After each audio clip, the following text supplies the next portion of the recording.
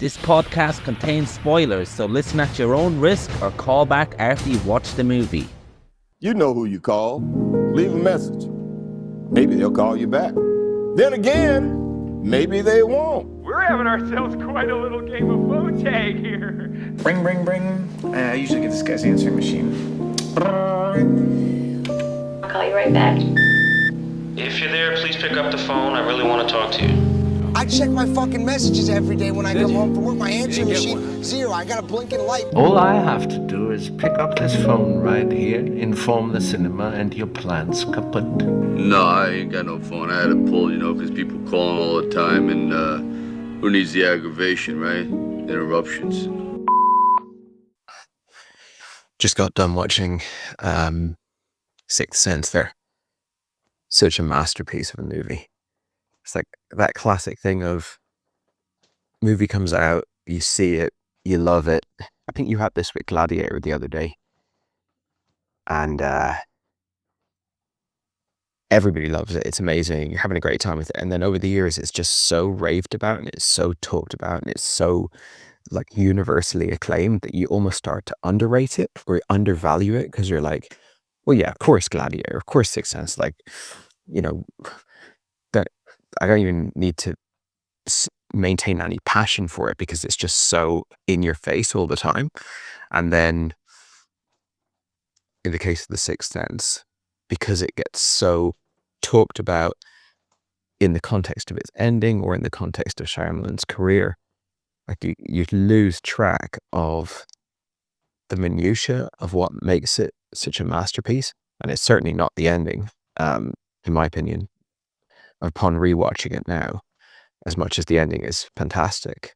But the ending is a sort of one-time experience. The first time you see The Sixth Sense, which I saw in the cinema when it came out, that ending is jaw-dropping. But, you're not watching 90 minutes over and over again just to see 3 minutes of the movie.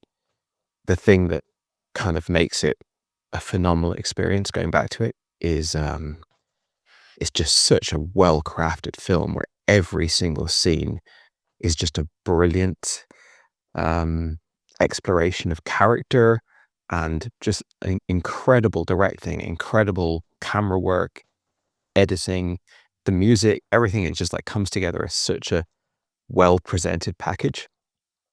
And I remember like often hearing over the years that he was one of the many people who've been talked about as like the next Spielberg. And that's never quite made sense to me. But going back to this now, I can totally see why. Like film critics, when The Sixth Sense came out, must have been like, this is the new Spielberg. It's definitely the closest to that classic, like Close Encounters or E.T., that classic magic Spielberg, like relatable, domestic, but also magical and incredibly entertaining. Just how entertaining it is and how much value he gets out of every single moment in the movie is incredible. And it's kind of a shame because I think like the ending, I mean, I don't know how whether he keeps doing twist endings because that's what made him famous with The Sixth Sense, or that's just what he was interested in and that's why he did it in The Sixth Sense, and he just continues to do what he's interested in. But like having watched Trap in the last month, so like the most up-to-date iteration of Shyamalan doing his thing, because both The Sixth Sense and Trap are very much Shyamalan doing his thing and doing what he wants to do. He's only got a small handful of movies that are not him doing his thing, like Avatar: The Last Airbender, After Earth.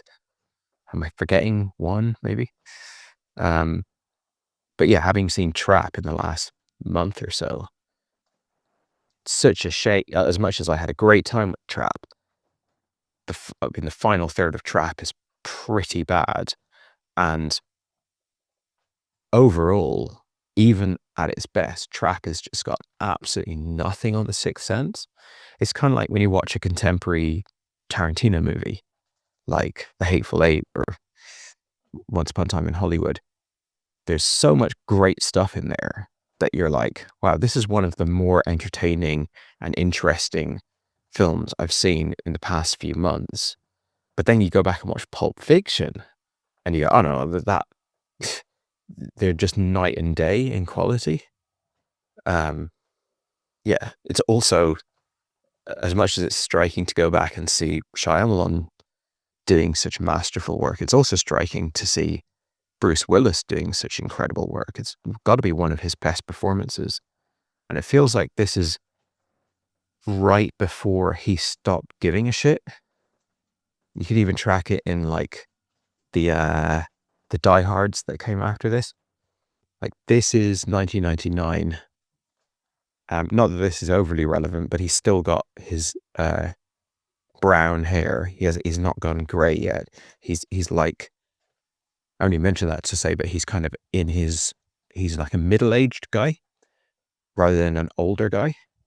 Which, you know, I'm not saying that's intrinsically linked, but there is sort of a thing. If you look at Bruce Willis movies, not long after this, he's just not really bringing anything to the table as a movie star, which is a shame because of, you know, everything prior to Sixth Sense.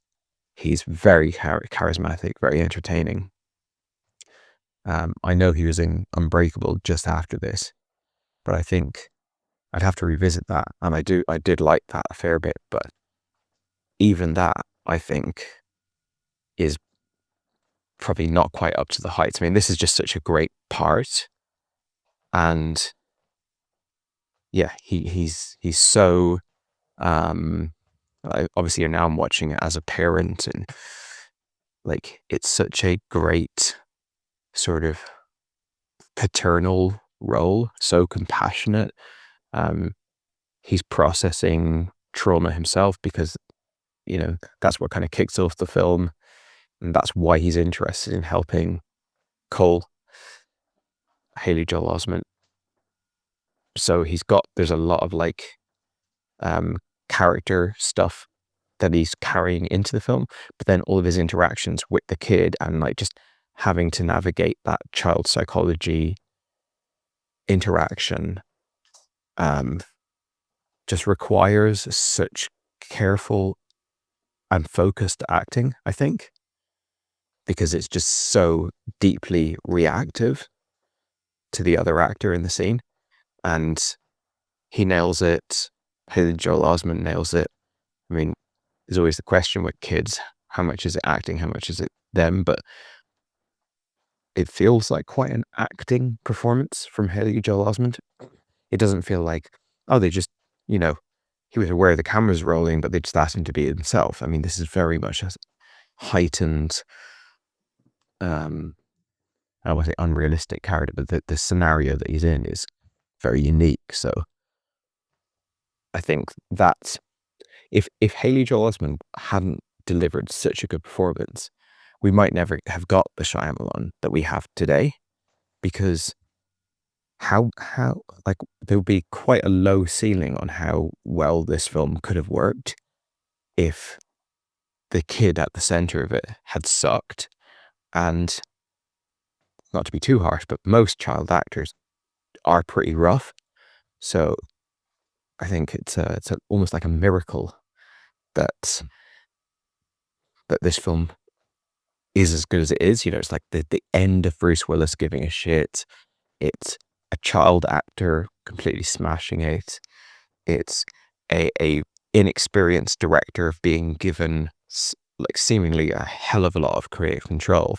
Of course, I don't know all the ins and outs behind the scenes, but maybe just because it's a very modestly budgeted film, they were like, oh, it's script is really good, go for it. We're not gonna, you know, get too invasive.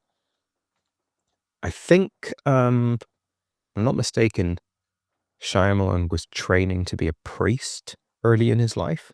I know Scorsese was. I think Paul Schrader and Robert De Niro may have also been, which would be the whole taxi driver trifecta there. But I think Shyamalan was, and this film has loads of religion in it, loads specifically Christian, both iconography and also like general fixations of angels and ghosts and spirits and stuff like that, and prayers and faith and all of these kind of elements coming together. And I think a lot of Shyamalan's work, if you sort of know that early interest, you can track it. But in this film, it very much informs the work, I think, and it's just like one of the better meetings between a spiritually minded person and making a kind of entertaining genre film. It's a genre film in the sense that, like, technically it's a horror film, but it's much more of a drama to me than it is like, let's throw on a horror film. I mean, I watched it in Spooktober now this month because it is very much famously part of the horror pantheon, but I think it sits much more easily alongside just, classic Hollywood dramas like The Shawshank Redemption or something than it does with like Blumhouse movies or something like that. Yeah, phenomenal movie throughout. Obviously, the thing when you're watching it any time past the first time is noticing how many times they kind of manage to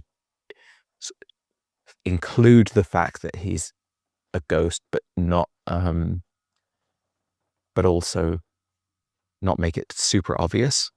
And I think a lot of people, when they watch it the second time, they're like, almost every scene in the movie, he's like Shyamalan's pointing out that he's a ghost, and it's like, I think that it's almost got this reputation where it's like to the level of pranking you. Like Shyamalan is like trying to be over clever and like he wants you to watch it the second time and marvel at like how he was like misdirecting you and tricking you the whole time. I really don't agree with that at all.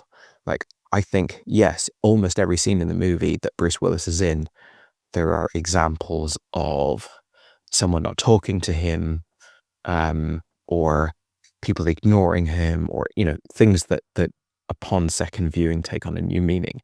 But for me, it's much less like a very pleased with himself, clever trickster kind of movie like Nolan would make. It's much more of a like, the fact of the matter is he's a ghost. So how are we going to structure the movie in a way that it's as normal as possible and makes as much sense as possible, but also staying true to that reality? It never feels like they're trying to do a clever trick on you. It is very, very clever, and technically it's tricks, but do you know what I mean? It's not like a for the sake of it type thing. It's not so that you can go back and marvel at the genius of editing to like make, to pull off that thing that made you unaware that he's a ghost. It's just, it would be kind of weird if he was always just on his own or with Cole and he never was seen to be interacting with anyone else. But they do it so well. And Toni Collette, amazing as always. I cried in the end scene where Haley Joel Osment kind of reveals to her that he's that he can see ghosts by way of referencing her mother that he sees, and there's a long scene of that. And watching any movie now of like child in peril is so much more affecting to me. Having kids, it's like I feel so protective of Cole, and like there's so much he really goes through the ringer in this movie, emotionally, physically, the whole 9 yards. And he just seems like such a sweet little boy. Like, he's not like bratty or something. He's just a very innocent, naturally likable kid who's clearly got a good heart. I love that they put in scenes in the midst of this like trauma-based, creepy, gothic kind of movie. They put in pepper scenes in here and there of him and his mum having fun and just kind of messing. And she's obviously an incredible mother and like is really stretched, but she's like,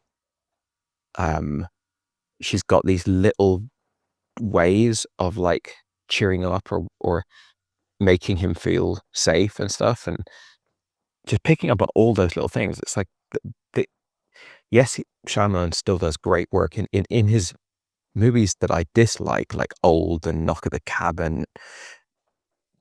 There's still always great work in those movies. There's always brilliant interactions and brilliant scenes, but it just feels like this one is the cleanest. I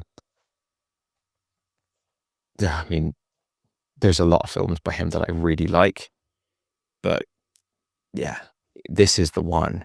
I think the Tarantino comparison is pretty apt.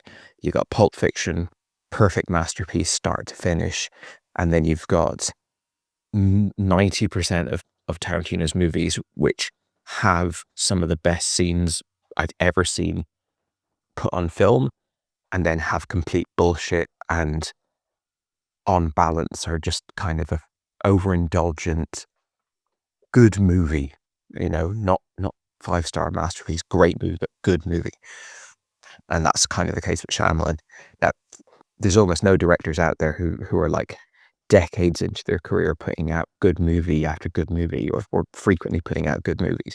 So that kind of, you know, does place him apart. But it's a shame there wasn't a few more on the level of Sixth Sense in the tank. And that's obviously what Spielberg did deliver before he went on to make this sort of, I'd say for the last 10, 15 years, Spielberg's putting out movies kind of on par quality-wise with Shyamalan, although generally less interesting because he does more Oscar movies and Shyamalan hasn't really fallen foul of that. But before Spielberg kind of lost his magic touch, he did put out a lot of 5-star perfect masterpiece movies where Shyamalan has, you know, has less. It's been a while since I've seen The Sixth Sense, a long, long time. When it came out, I obviously watched it at the cinema, and then I watched it at least once on the small screen. It's hard to say how many times because we're going back over 20 years at this point. So it's, in any case, I haven't seen it since back in that era. And the same can be said of Unbreakable, which again, I imagine I saw a couple of times back then, but I did love Unbreakable, and then I didn't like Sign so much, and then I loved The Village. Or is it The Village? Yeah, The Village. So might be interesting for me to hit Unbreakable again sometime soon, just to see, did the decline in quality start instantly, or is Unbreakable up to the standard of The Sixth Sense? I think it's just also like The Sixth Sense, I like the concept so much. It's not just the fact that the kid can see dead people, it's the fact that it's like a child psychology relationship movie. It's almost like Good Will Hunting or something. Like it's got two really strong elements in the film, and then it has both ghosts as a horror scary element, and there is plenty of like fairly scary stuff in this movie. But then it also goes to one of my other favorite genres, which is like ghost detective work, like the movie Ghost, or anything. One of my favorite genres, if it is a genre, I don't know if it's a genre, but one of my favorite types of movie is non-horror ghost movies. So what was that Casey Affleck one? Was it called A Ghost Story with Rooney Mara? There's a small handful of them out there that are like, let's just explore ghosts and being ghosts. That, you know, doesn't need to be a scary thing. It's not inherently scary, is it? That when you die, you're still around, you know, invisibly or whatever. I think that as a concept can be plumbed to much greater depth than just scary. And in the sort of third act of Sixth Sense, they start to explore that a bit. It's still horror-y. It's not a complete tonal shift, but yeah, it's got more interesting things to do with the ghosts. And by the end of the movie, he's kind of like friends with the ghosts, and he's completely comfortable with that. I was actually thinking, he made Split, and that was like a great comeback movie, and he sort of awkwardly twisted that in with the Unbreakable universe and made Glass. And like, Glass was horrifically bad, but it was classic Shyamalan, like, keen commercial sense of like, let me maximize the returns on a very low budget, like by, oh, look, Marvel's doing this thing, I'll make my own expanded universe. And as I was watching this film, I was thinking, Haley Joel Osment's still knocking about. I mean, he's still making movies here and there. How come we haven't got The Seventh Sense? Surely he's got some ideas kicking around. Because now I'm not hoping for this to happen, because I can't see it being good. But Bruce Willis has quit acting, but he's also has a sort of, his character has a perfect ending in The Sixth Sense. So it would make complete logical sense for him to not be in the sequel. Sixth Sense ends with Haley Joel Osment being sort of comfortable with his abilities, or with his power, whatever you want to call it.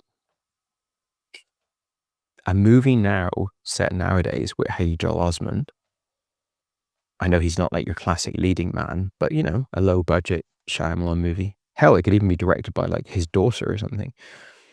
Where he's like a ghost detective.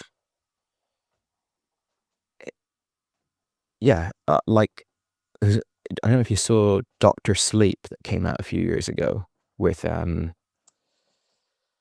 McGregor playing a grown-up version of Danny from The Shining. And the book, Dr. Sleep by Stephen King, is like very, apparently it's like really its own wild, crazy thing that's not that related to The Shining. I think a lot of his novels are kind of intertwined with each other, but the movie adaptation then kind of went out of its way to like echo the visuals of the Kubrick film The Shining. So even though the novel isn't massively a sequel to The Shining, technically it is, but the movie was sort of retrofitted to feel like more of a direct sequel, like visually, to The Shining. But it starts off with Ewan McGregor as an adult, obviously, and we get some like, you know, him doing this, him doing that, and you quickly get this context of like, what would it actually be like navigating your whole life, not just being creepy kid, but then what happens as that kid's story evolves with his power, and where does he go in the world, and what does he do? And that was one of my favorite things about the movie. It was just kind of like catching up with Danny from The Shining and like getting a look at what kind of a life that might lead to, because we obviously get a lot of these kind of creepy kid movies, or at least it's a recurring trope. So I feel like a Haley Joel Osment movie where you catch up with him and he's like, I don't know, he's somehow like monetized it, but he's like a private eye or something. Again, I'm not hopeful this happens, but I'm just surprised in this day and age of sequels, reboots, remakes, that The Sixth Sense still stands alone. It's never been remade, unless it's been remade in other countries, but certainly never been remade in the English language. It's never had a sequel. I don't know, like, he managed to get the rights, I guess, to the Bruce Willis character from Unbreakable. I'm not sure how much access Shyamalan has to the actual IP of The Sixth Sense. But yeah, anyway, it did occur to me. But yeah, phenomenal, great movie. And always great when you revisit an old classic and you're like, yep, still a brilliant movie. It's better than ever. Yeah. If you've seen it, well, I think you've said that you've seen it quite a few times and you know it well, but haven't seen it that recently. But I think I'm sure you're a fan of it anyway. Hey man, just after watching The Sixth Sense there, decided fuck it, it's a great movie. Movies are very much in small supply that I could put on that guaranteed to be really good. You're 100% right that it is underrated. It's an absolute masterpiece. I'll get into that conversation in a minute, but just to riff on what you're saying about The Seventh Sense, I'm pretty sure The Boys actually, didn't they almost riff on that a bit with the Haley Joel Osment character reading minds? That he has a TV show with this gift. Felt like that was a little bit of a reference to Sixth Sense. Could be wrong. But let's talk about our screenplay of The Seventh Sense. Haley Joel Osment, grown up, he is probably at this point someone that's making money off YouTube as it, or maybe he'd be a little bit past that time. So maybe he's just a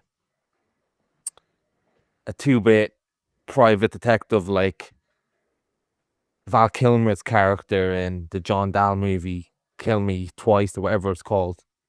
Maybe he's that, and he's just doing a very much ghost whisperer, run-of-the-mill type ghost investigation and solving things, and he's pretty immune to it now.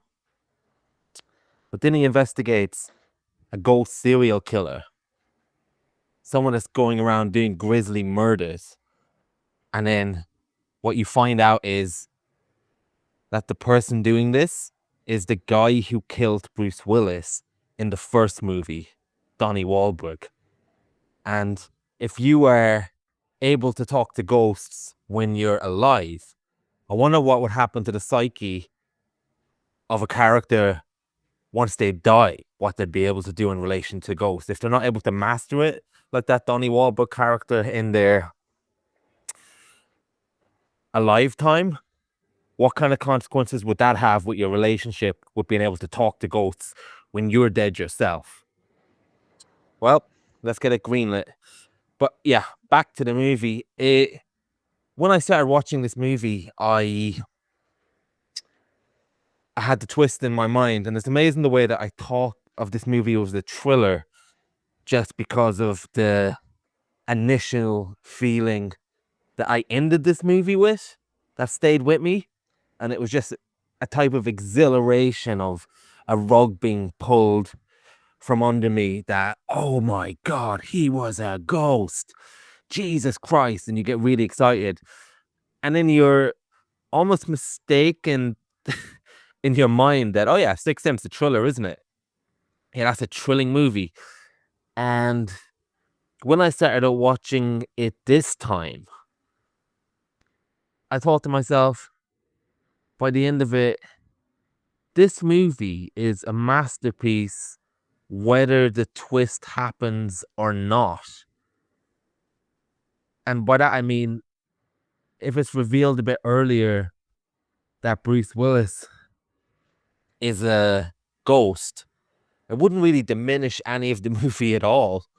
It's just the icing on the cake and how we get the reveal. It's just perfect. Obviously, it takes the movie up quite a few notches, but it works together so much without that conceit in how it's revealed that it's just such a powerful movie by itself, and it's such an emotional movie by itself. I never realized how emotional the movie is until I watched it this time. I don't remember having that reaction at all the first time, or maybe the second or third time I've seen it. I've lost track how much I've seen it. And I think what this has that a lot of the Shyamalan movies don't have after this is really good characters and really satisfying arcs and conclusion to those characters, and really convincing, fleshed out characters with really good performances. So this movie isn't really about the twist once you know about the twist. For instance, I'm watching it this time and I'm following Bruce Willis's character, and you're right, it's his relationship with Cole in this movie is very much a goodwill hunting, or ghost will hunting, as I thought of when you said that. I'm actually very proud of myself for that one. Funny, I was a film critic at the time. And now I'm watching it, knowing the twist, and each scene is taking on a different meaning. And it's just such a tragedy, isn't it? Of the Bruce Willis's character from start to finish. That this guy is, in every scene, totally locked into a completely different reality and suffering so much because he thinks his life is continuing when in fact his life has ended. And there's movies where there's a twist. It'd be interesting to rewatch The Prestige after and compare it with a film like this, where Nolan's film is very dependent on every mechanism of that movie leading to that conclusion and only making sense when you realize what the twist is in that movie. And when you rewatch it, and I think I have rewatched it after it, it's almost like, while every way which that they're reacting makes sense now that you know the ending, the scenes don't hold up very much by themselves as good. It's still a very good movie and probably my favorite Nolan movie, but it's just something is lost by knowing the scene on a second watch. I wouldn't say anything is really lost from rewatching this movie knowing the twist. I would say you're just watching a different movie this time round, and that movie is as good, if not better, than the first time around. And it's a strange thing to say, because obviously the optimum experience I would want would not be knowing the twist, but having watched it the second time round and knowing it, I'm just watching this scene where Haley Joel Osment sees Bruce Willis initially, and he's walking away with those tiny footsteps and running away from him because Haley Joel Osment knows he's a fucking ghost. And he keeps getting bothered by Bruce Willis. And it's like, Jesus, that's really fucking scary for this Cole character, that even characters who are trying to help him, he finds really scary and really sees them how they are. So in this time, he's probably looking at Bruce Willis with blood in his back, and that's just absolutely incomprehensible. And then I'm watching Bruce Willis's character and the relationship with his wife, and how he thinks their relationship is slipping away, and how he thinks that she's having an affair, but it's in fact known to us on a second viewing that he's dead, and he just can't comprehend what's going on. And that's really terrible and tragic to view as an audience member. And you're right, Bruce Willis is fantastic in this movie. I went on IMDb after I heard your voice note and wanted to check your timeline, that this is probably the last great Bruce Willis performance we get. And you're probably right. I think I really liked him in Unbreakable. And then I just looked before this, we get Armageddon, we get The Die Hards, we get Pulp Fiction, we get 12 Monkeys. we get some very good Bruce Willis, and then after this, it's very much diminishing returns, and I don't know, maybe it's hard to know when he started having these memory issues, but maybe he had other things going on behind the scenes after this. But he's very good in it. And here's Joel Osment. It is very much a movie kid performance, but it's very much in the way, let's just say, someone like George Clooney does a movie adult performance. We don't really believe these are real people very often, but if we're watching this as a movie, in terms of the acting, you're nailing what I want to see in a movie, in movie land, if you know what I mean. And separate to this, we've almost got a Ken Loach kitchen sink drama that would probably be a 3.5-star movie with fantastic acting if it didn't have any of this. If this was just a movie between a woman who has multiple jobs, trying to make it in Philadelphia in 1999, single mother, and who has a kid who has a mental disorder, let's just say it's being played completely straight, then that movie in itself is a very good movie. So we get Toni Collette, who's fantastic in this, as she is always fantastic, like you said. And it's funny, when I was watching this, that I always imagined her really old, but now I'm probably older than she is when she filmed this, that she looks so young. So it's very much a young mother struggling to make ends meet while she has this son that is giving her loads of problems. And you're absolutely right. They do find ways to show the love within constant situations that are really harsh and chaotic. The way she looks at him and says, well, the way Cole is constantly hoping that the one person that doesn't think he's a freak is his mother. And he constantly says, what do you think? And he's constantly trying to wonder what she's thinking. Do you think I'm weird? Do you think I'm a freak? And she just looks at him. It's a hell of a thing to pull off, where she just pulls off that look, saying, look at me. I do not think you're that. And it's the most believable acting you'll probably ever get, because she convinces you that she believes that as well. And even though we're seeing her in scenes by herself, struggling to keep it together and almost being detective and seeing fucked up things like his writing and just him drawing harrowing drawings and stuff, we see her doing that, and her face when he's not around and how disturbed she is by it. But then when he asks her, what do you think of me?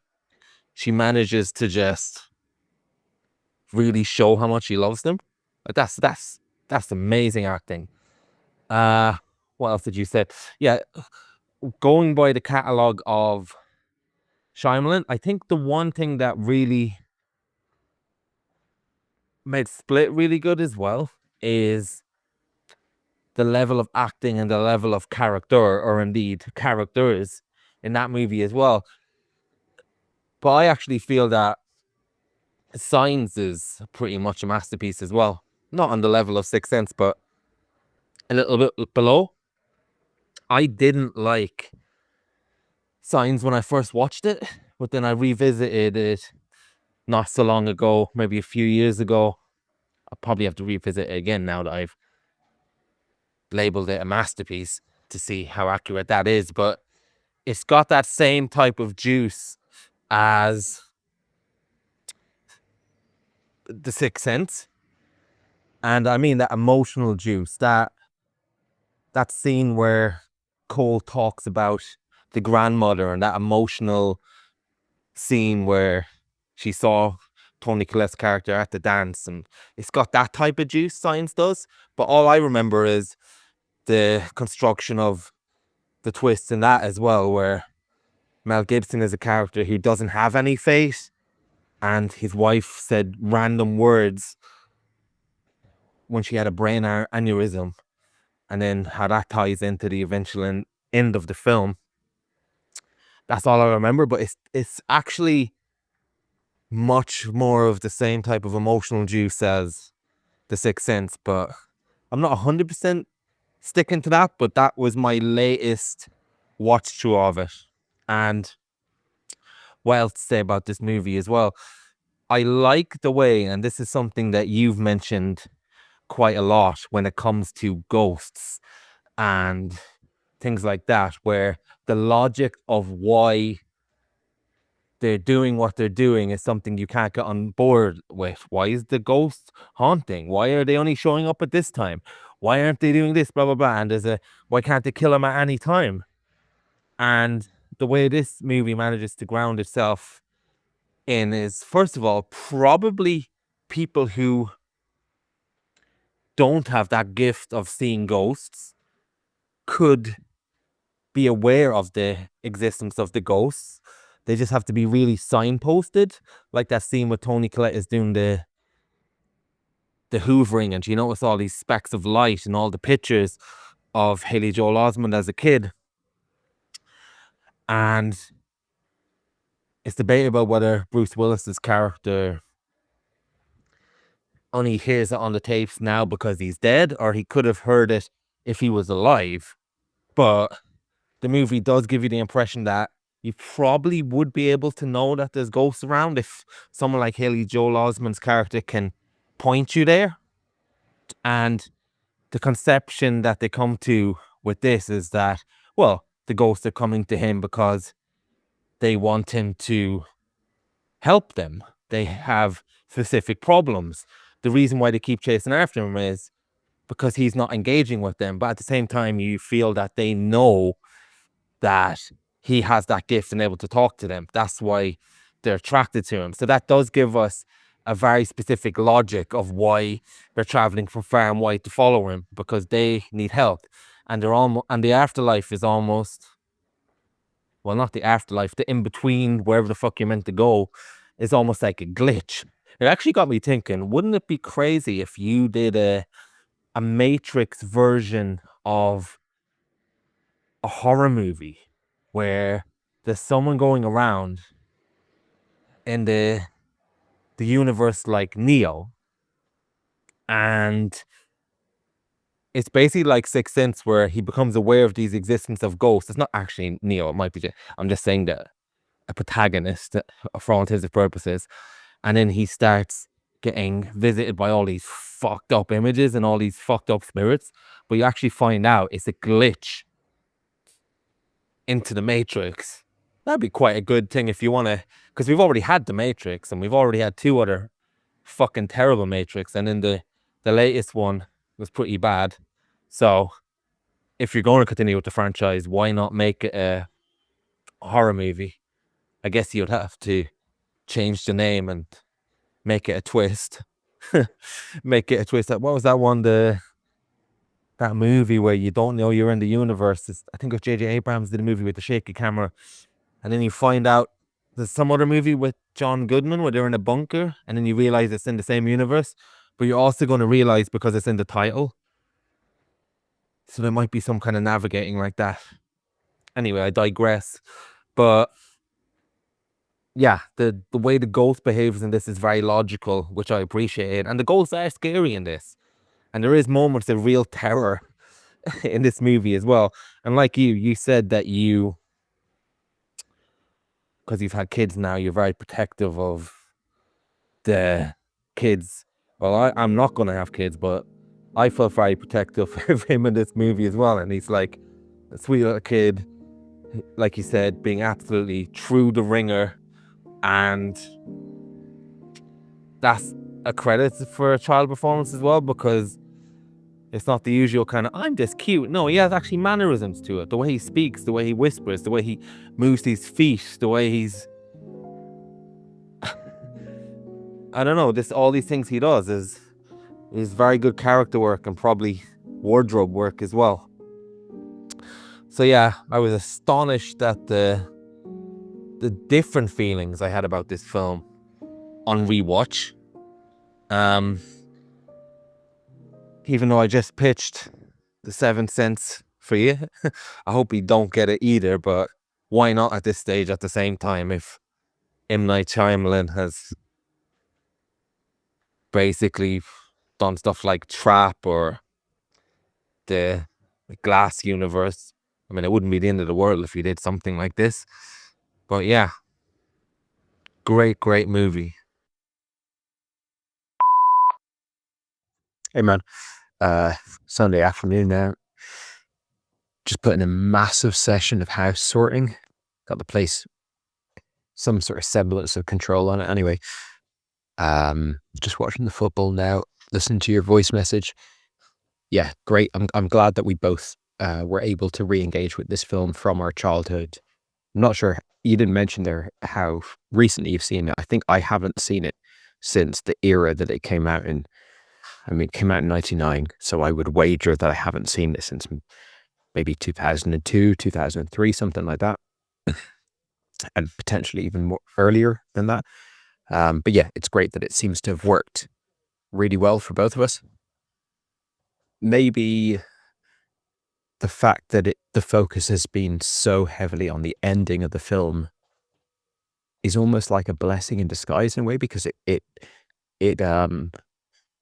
leaves how good every waking minute of this film is as a nice little, almost like an Easter egg surprise. You watch it and like 90% of the movie or 95% of the movie is like bonus content that you're like, oh my God, this is just fucking phenomenal. And I completely agree that this film would be a masterpiece without the twist ending. I think you said that it would be a masterpiece if the fact that he was a ghost was revealed earlier in the film or at the beginning of the film. It wasn't used as a twist. I would go further. I would say this film would be a masterpiece if he wasn't a ghost, if that wasn't even part of it.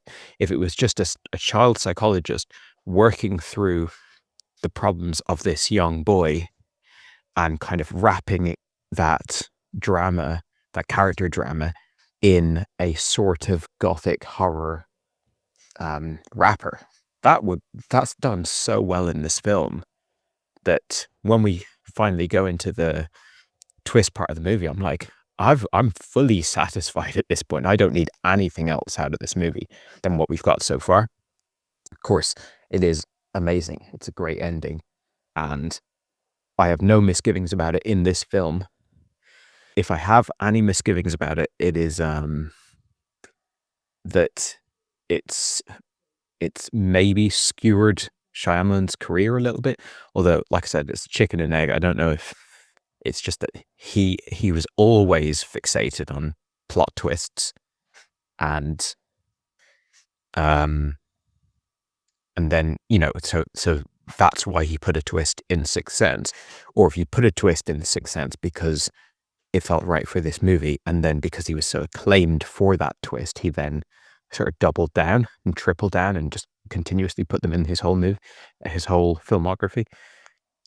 He even not only does he foreshadow the twist, but he foreshadows the fact that he will put a twist in at one point in the movie where Bruce Willis is telling Haley Joel Osment a bedtime story, and Haley Joel Osment says something like, "You got to put plot twists in to make it interesting." I think that that little exchange would probably be the perfect thing to like open up. What if they ever do like a, you know, whatever, it's like honorary Oscar for lifetime achievement or whatever, one of those kind of super cuts of Shyamalan's work, you'd have to stick that in there to start it off. I think his obsession with plot twists over the years it's given me so many great moments that I can't really hate on it too much. Like The Village, one of my favorite Shyamalan movies, has about 3 plot twists over its runtime, which all really, really deliver for me. The Visit, his kind of comeback movie, brilliant plot twist in that. And yeah, he really knows how to do twists, even like in the case of Trap, where the plot twist happens maybe 20 minutes into the movie, or at least the most effective one. he is the master of that, at least in terms of contemporary directors. But when you look at the character drama, and as you said, the strength of The Sixth Sense is that the characters are brilliantly written, brilliantly acted, and brilliantly complement each other. It is a phenomenal character drama, and that's got a little bit lost in the hunger for shocks and exciting concepts and stuff like that. Yeah, that's probably, if I was to align myself with the people who hate on him because of his infatuation with plot twists, it would be because I think we have lost some of that Spielbergian sensitivity to character over the years. Taking some notes on your voice note there, so I'll just work through some of the points you made. Interesting thought on The Seventh Sense, which again, we both hope doesn't happen, but just to, indulge in the idea of it for a moment, I think having Donnie Wahlberg's character in is a lot more interesting than having Bruce Willis's character in. I think Bruce's character is done. There's not really any narrative reason for him to be in The Seventh Sense, whereas Donnie Wahlberg, who has the same power as Cole, but was like Cole's character is ultimately works through his issues, and by the end of the movie he's reached a positive place with it, whereas Donnie Wahlberg never got the support he needed, never was able to find a healthy relationship with this quite traumatic superpower, or whatever you want to call it. So in the same way that you have the superhero and the nemesis are always like kind of two sides of the same coin, having them face off against each other or whatever would be kind of perfect. So yeah, I love that idea, and I'm sure Donnie Wahlberg's probably not the hardest man to pin down these days. I think the kid performance, like you said, it is a movie performance. It's not realistic. It's not like the Florida Project or something where it just feels like that kid, that's just how they are. But that makes me rate it much higher, because as much as I love films like the Florida Project where they just kind of bottled up a real world kid and like utilized them in a really perfect way in the movie, what's much, much rarer is a kid having to actually act as a character that's like quite removed from themselves and still manage to pull that off. I think The Sixth Sense is one of the only examples of that in terms of, getting loads of screen time and loads of heavy lifting to do. And as I said in my previous voice note, I think without that performance working, this film doesn't work. And without this film working, Shyamalan's career doesn't work. So it all comes back to this performance. It almost makes me wonder why we haven't seen Haley Joel Osment pop up in another Shyamalan movie, because I think he is the catalyst to the whole thing. I'm not wrong on that, am I? I don't think he popped up in anything else, because there was a kid in Unbreakable, but that was a different kid, and that kid then ended up in Glass, I think, either Glass or Split. Unbreakable, yeah, I would like to revisit it as well, because I do think that what Bruce Willis is doing in this movie, it's not that it's night and day, like unrecognizable from what he's doing in Unbreakable, but Unbreakable feels a little bit more, and again, I'm going off quite an old memory here, but it feels a little bit more like we settled into cool Bruce Willis.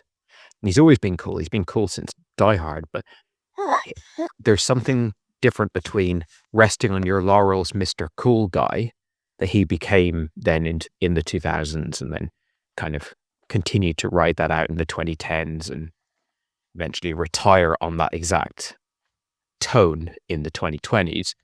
There's something different to that, and there is a chink in his armor version of Bruce Willis that we got from Die Hard to The Sixth Sense.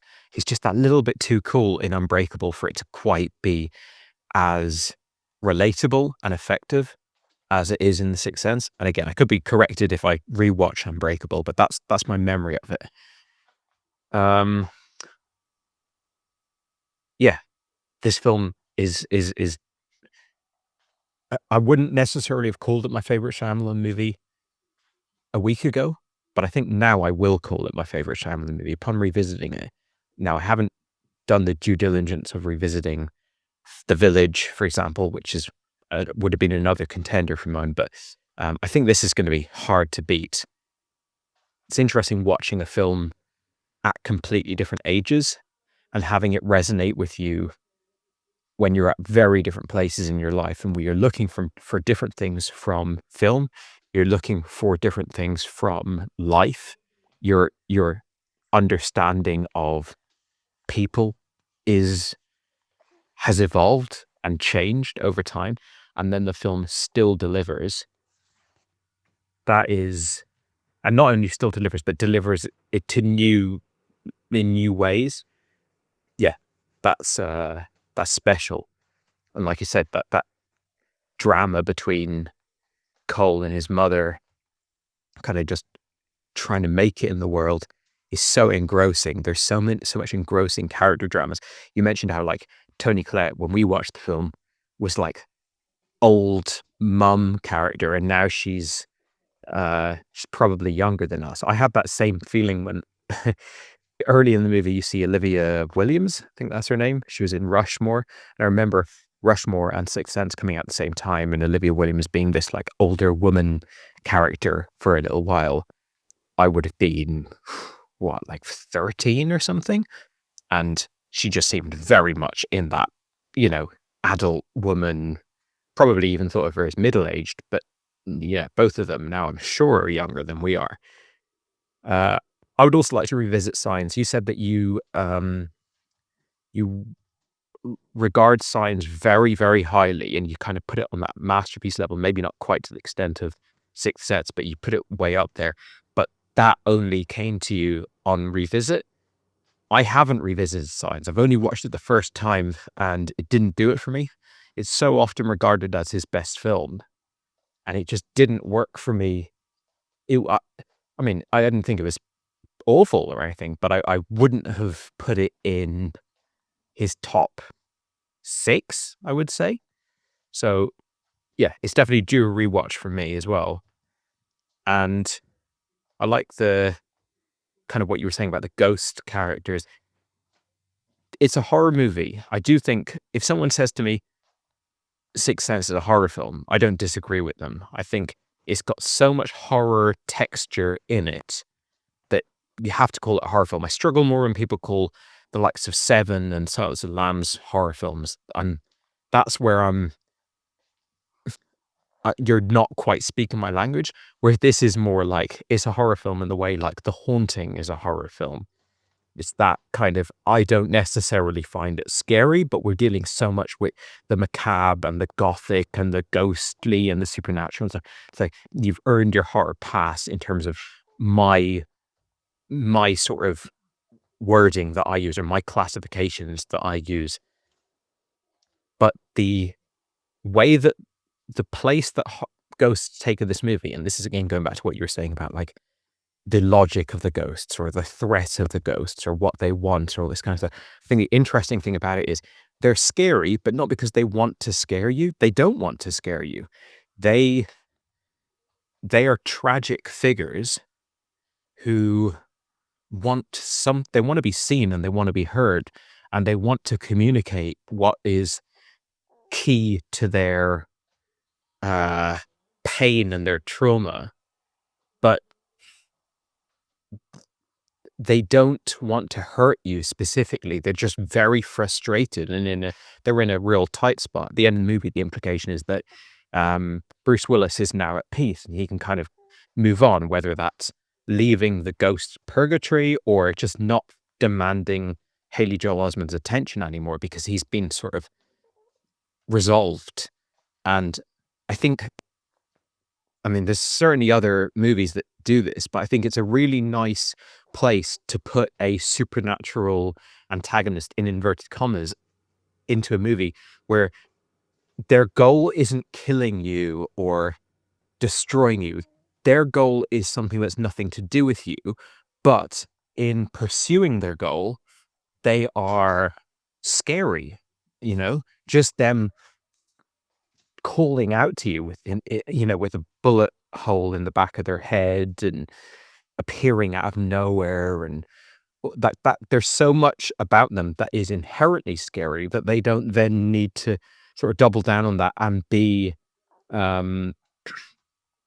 deliberately malevolent to you. So I think that makes a lot more sense to me than the ghost in, let's say, The Grudge, for example, where they are trying to hurt you, but it's unclear why they haven't succeeded yet because they seem to be all powerful. And anyway, I don't want to drudge up that whole thing again because it's more of a me issue, and I struggle with a lot of ghost movies. Oh, okay, chance there in the game. Yeah, I struggle with a lot of ghost films in a way that most people don't, but this is a film that doesn't really ask me to.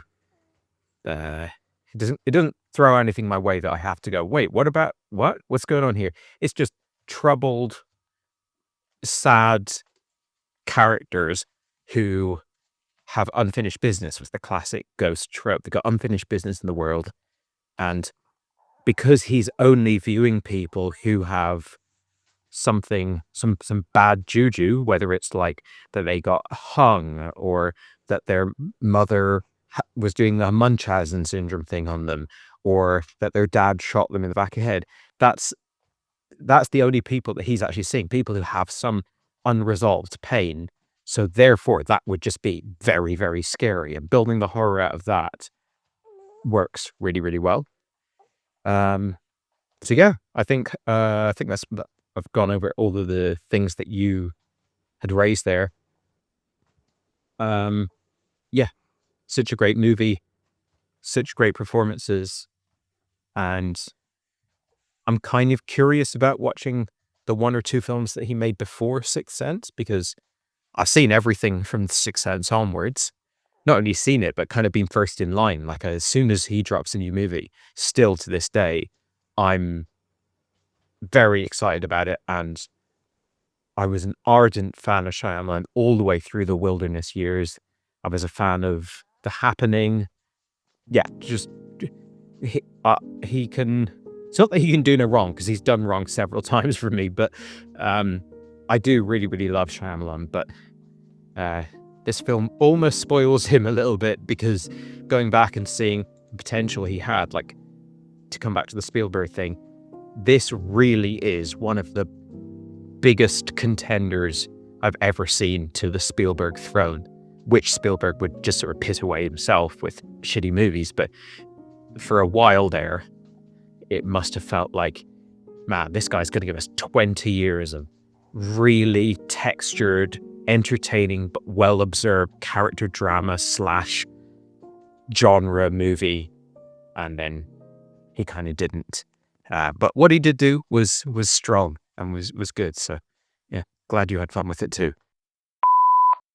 Hey man, yeah, certainly that scene when Bruce Willis's character's telling a story to Haley Joel Osment, and Haley Joel Osment says, "Oh, what kind of story is this? You got to put a twist in it." That's probably certainly indicative of how M. Night writes movies anyway. That probably is the central thesis to his writing style. If it wasn't true then, it's certainly been true ever since, because he's just leaned into it a lot more. A few other observations as well. You mentioned that it's almost like when you know the twist, M. Night has been accused of almost pulling a prank and rubbing your face in it without actually revealing it. You said you disagreed with that. I completely disagree with it as well. I think what he uses is the mechanics of screenwriting and also shot direction to the maximum degree in order to do that. Like, I often think when I'm watching a movie, let's just take this for instance, there's like a scene where a character runs to another character's house and comes in and says, "We gotta go now."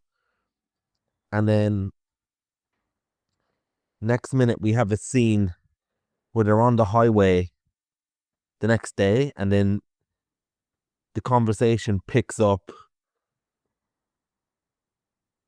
almost directly from the conversation of when the person came to the house. And then the next scene will be in the car a day later where someone says, "So why do we have to go?" And then you're thinking, well, wouldn't there have been a scene continuing on when someone comes to the house where the character would have asked that question anyway? They wouldn't have waited till the next day when they're in the car driving along. But movies are like storyboards, aren't they? And you're happy to go along the journey of the director's eye and what the director wants to see. So you're fine with scenes like that because that's just what you've come to learn and experience in cinema. So M. Night Shyamalan takes that effect and just uses it as a magician trick almost. So we get these scenes where the wife is at an anniversary and obviously Bruce Willis is dead. We don't really question too much while she's not talking to him and while she walks away. And wouldn't they have a conversation straight after that? Why aren't they communicating? Because we're so used to directors in general or movies in general directing us to see what they want us to see. So we're easy pickings for that type of thing just because of how other movies are. So M. Night uses that brilliantly here. The other thing that occurred to me was the pacing of this movie and just how long it takes you to get to the reveal and that famous line, of course, "I see dead people." Now, it's impossible for me to remember how long it took me to get on board with the realization that, oh, this guy must see ghosts. Because at this point of watching, it seems like that's always been in my mind.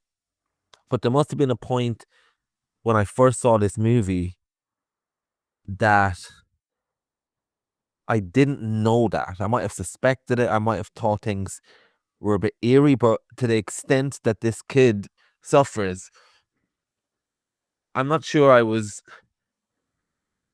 on board from the beginning with that idea fully, because I remember clearly when he says that line, "I see dead people," which is meant to be a reveal of sorts as well, not to say a mini twist, but a reveal of sorts, that line is really impactful. And that was the line that was chilling that people often quoted at the time. "I see dead people." That became a very infamous line. And now, because I already know what the movie is about, I already know going in that doesn't have any impact really anymore. But now that I think about it, this movie takes a long time building up the characters and building up the mystery to exactly what's going on. And even if I've got that wrong, it takes a long time to reveal a central mystery to at least the characters. Like, it does take a long while for Bruce Willis's character to find out that Haley Joel Osment sees dead people. It takes the mother a hell of a lot of time, Toni Collette's character, to know that he sees dead people. In fact, he reveals that at the very end. So the movie does spend a lot of time with the pacing of that and allowing the consequences of that reveal to at least hit the characters, if not the audience. I can't remember anymore, but that's something to consider as well. And what else was I going to say? Oh yeah, just to indulge the 7 Cents scenario again. Not to out twist M. Night Shyamalan, which is a problem that he's done himself, but we don't actually see that Donnie Wahlberg's character dies at the start of Sixth Sense. So wouldn't it be crazy that the twist is that you think he's dead, but he's actually alive? Like the reverse twist of the original Sixth Sense when he's actually dead. That would be something to consider. Funny enough, now that I remember, I actually wrote an article for a magazine that eventually got stolen by a newspaper. I don't think anyone's gonna listen to this fucking voice note to libel us, but I just won't say for the sake of it. I was commissioned to write a piece when Signs was released, and the article I come up with was how it was pure fluff, like, but it was how every M. Night movie is actually set in the in the Split universe. And Haley Joel Osment would have been a superhero that has a gift just like in Split, just like Glass, just like Unbreakable. And I think there was a lot more. Oh yeah, I think I tied in the fact that The Happening was actually engineered by Mr. Glass to find the guy from Unbreakable. If you're interested, I'll send you the article. It's pure bullshit, but pure speculation. And then I went into the fact that who was it? That M. Night Shyamalan's appearances in all the movies is actually the same character. So might dig out that article. But yeah, anyway, maybe there's a universe where all his movies are actually set in the Split universe. But yeah, I forgot actually that he did a few movies before The Sixth Sense. But I would be very interested in watching Signs with you to talk about it. And I think, if I'm not mistaken, he's got 2 movies before this one. Maybe I'm wrong. But yeah, let's see what happens after Spooktober and if we can free up a bit of time to do that. There's a few other movies on my list as well. Just actually after watching The Insider today as well. The Michael Mann film. I've seen it before, but brilliant movie. But yeah, glad we got so much out of Sixth Sense on rewatch.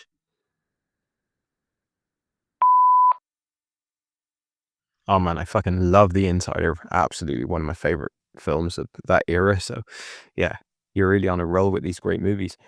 I'll have a look at that article. Yeah, I guess after Glass, I could definitely see him sort of going back to the well of some of these earlier movies and trying to tie things together. I think he's got 2 movies before Sixth Sense. So I don't think they're highly regarded per se, but you know, it's always this thing of like, if you've seen 95% of a director's filmography, you sort of feel a temptation to just watch the last couple of stragglers just so you can go, okay, I've got a complete view of what he's put out in terms of feature films. But yeah, I agree with everything that you're saying there. It's interesting. I also noticed that the I see dead people line is so late into the movie. I mean, I can't remember now exactly how late, but I feel like it's past the halfway point. It's hard to know. Like in this day and age, with the internet and everything, you probably would know that it was about a boy who sees dead people. You would certainly know that it was supernatural, right? Wouldn't you? I mean, sometimes I wonder whether they even make films that have the key plot point so late in the movie nowadays. Like if the internet and how like viral and aware people are of everything now means that you can't quite even get away with such a slow burn, because the reveal will happen so like it's so guaranteed to get out before the movie comes out that you're just wasting people's time if you do a slow burn, like hour intro into it. I can't tell now if when I would have picked up on the fact that he can see ghosts. Watching it now, knowing he can see ghosts, like it's there from the second he sees like that opening, the first dialogue scene between him and Bruce Willis in the church, like even actually before the dialogue scene, when he emerges out of the house and he looks across the road and he sees Bruce Willis sat on a bench, like the incredible acting from Haley Joel Osment there on repeat viewings is going, there's a fucking ghost. And the interpretation you get is, there's my child psychologist. I don't want to speak to them. And like you said, with the scenes that Willis has with Olivia Williams, it all works. It's all so perfectly camouflaged. Like it really uses, like you said, the language of cinema to misdirect you. But yeah, I like that they don't save the reveal of I see dead people that late as a sort of shock value twist. It's more like on a character level, it takes that long for him to feel confident and comfortable enough to speak up. And obviously he knows he's talking to a ghost, and he knows that there's some sort of conflict there about like, well, like, is it weird to be even telling this to a ghost? And then, it takes him half the movie before he can tell Bruce Willis, and then it's at the end of the movie when he can tell his mother. And I like that kind of the pacing of the film is so much guided by the pacing of the character development and the, opening up of him as a character, which is kind of what the whole movie is about, really. Like if you haven't seen it for ages, you might think of it differently. But I think having just watched it yesterday now, I feel like it is a movie kind of like Good Will Hunting of a really troubled, sort of traumatized young person coming out of like working through their trauma and coming out of their shell, and eventually kind of confronting and reckoning with the things that are haunting them. So yeah, it's great because it is a sort of gothic horror genre film, but it's all built around a really, really nice character arc. And also you mentioned Shyamalan, and your kind of jokey theory that you came up with of all the movies being connected, how like Shyamalan's presence in every movie is could maybe even also be part of that that theory. This is the best Shyamalan cameo. I'm just going to say right now, he's kind of like Tarantino. He's kind of the worst actor in his filmography. And this film, I know he's only in it for probably 1 or 2 minutes, but that's usually enough time for him to kind of mess up the scene or mess up the flow of the movie. And in this case, he actually does a good job as this little like doctor character who is suspicious of Toni Collette because Cole's got scars all over him, whatever. Like, yeah. At the point where Shyamalan is acting well in the movie, then you must really be in the upper echelon of his work. So, yeah, not much more to say about it, but phenomenal movie, and yeah, definitely interested in revisiting and perhaps even viewing for the first time some more Shyamalan. Around our Sixth Sense conversation out, I've just watched Signs. It's not a masterpiece, but still a good movie. Just need that for the record. Your mailbox is full. Please delete new or stored messages which you no longer need so that new messages may be received.